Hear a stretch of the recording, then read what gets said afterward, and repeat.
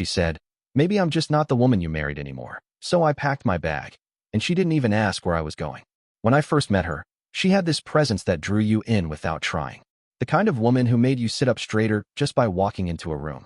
She was wearing this navy sundress and arguing about whether or not ketchup belonged on hot dogs. She was so sure of herself, it was magnetic. I ran a small mechanic shop back then. Nothing flashy, just steady work, steady life. Paid my bills. Called my mom every Sunday. Clara said I made her feel safe. That word stuck with me. The early years were good. Not perfect, but good. We danced in the kitchen. We whispered dumb jokes under the blankets. We had dreams. A little house in the woods someday. Maybe 2 kids. We didn't get there, but we tried. We had Sunday coffee on the porch. Birthday cake in bed. It felt warm. Like home. Then, as it often does, life got louder. Clara's job at the firm picked up. Late nights turned into later nights.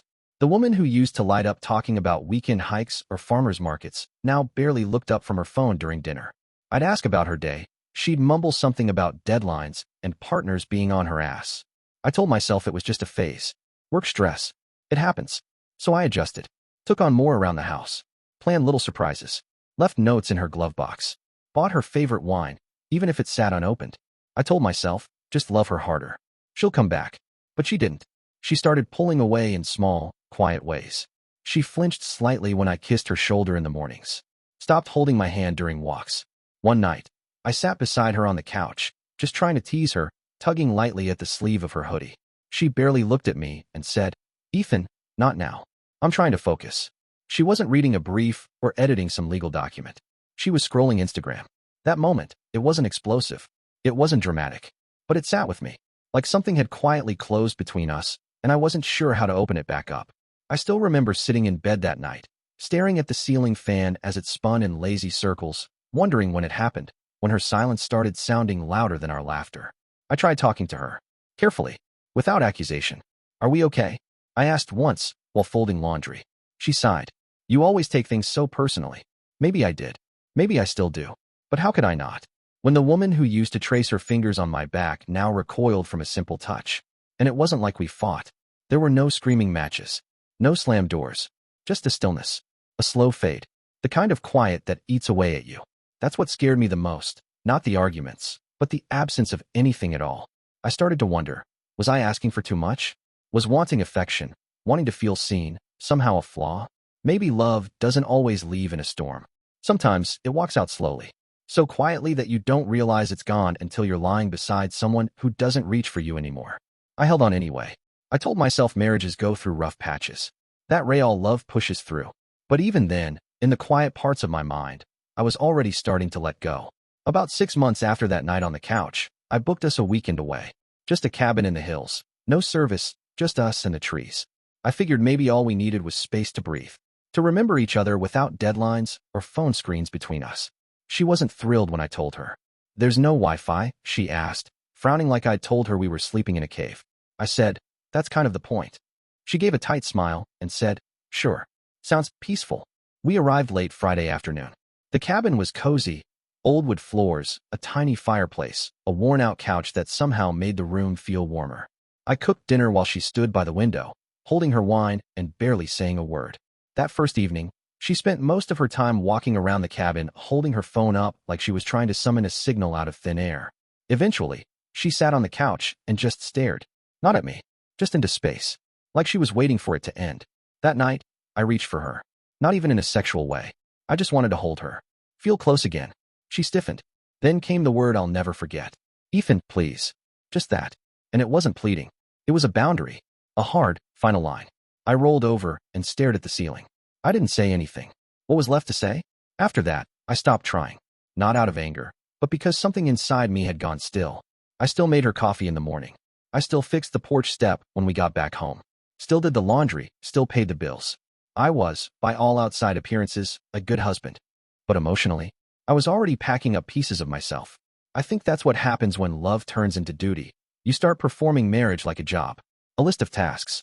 But the part that makes it feel like a marriage, that part's already dead. Then came the Tuesday that ended it. I got off work early. I had this idea. Maybe I'd surprise her with takeout from that Thai place she liked. Maybe we'd sit on the patio for a bit. Talk. When I pulled up, I noticed she was already out back. Headphones in. Laughing at something on her phone. I stood there for nearly a full minute, just watching, wondering when the last time I'd heard her laugh like that with me had been. When she finally noticed me, she didn't light up, didn't wave, just pulled out one earbud and asked, "Is something wrong?" I tried to find the words, tried not to make it sound like an accusation. I said, "Yeah, I think we are." She blinked. "Ethan, if this is another one of your deep talks, I really don't have the energy." That line, another one of your deep talks, like wanting connection made me a burden, like being honest was an inconvenience. I didn't push. I didn't raise my voice.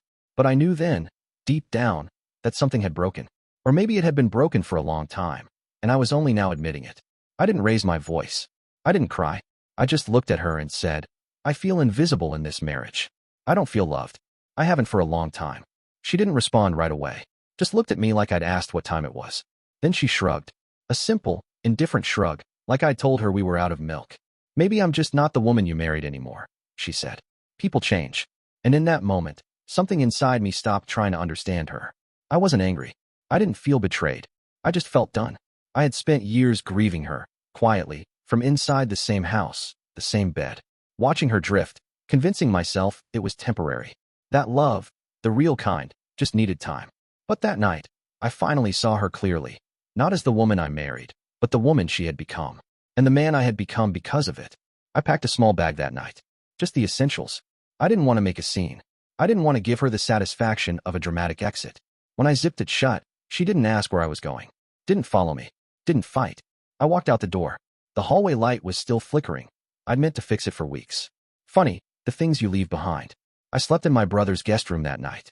The mattress was lumpy, and the room smelled faintly like cat litter and old takeout. But honestly, without waiting for someone to turn toward me, without bracing for cold silence. 2 days later, I got a call from her cousin, Abby. She was one of the few people in Clara's family I truly connected with. She said, "I know it's not my place, but I wanted to say something. I've watched this go on for years, and I just need you to know this isn't your fault." She paused, then added, "Clara's been emotionally gone for a long time. I tried to talk to her. She said you were too sensitive, that she needed more excitement. Like stability bored her." I didn't get angry. I didn't defend myself. I just nodded silently. It hurt, not because it was new information, but because someone else had finally said it out loud. That's when it really landed. She didn't leave me. She just stayed after she stopped loving me. Stayed and let me carry the weight. Let me beg without saying a word. There was no affair. No explosive ending. Just 1,000 tiny ways of being neglected. Of being looked through. Touched less. Heard less. Loved less. Until I wasn't really there anymore. Just a placeholder in a shared life. People always ask, what finally made you leave? Like it had to be one moment. It wasn't. It was years of being the only one who cared if we made it or not. Years of loving someone who stopped seeing me as someone worth reaching for. I didn't leave because I stopped loving her. I left because she stopped, and I finally stopped asking her to notice. I appreciate you watching till the end. Hit that subscribe button and stay tuned for more content.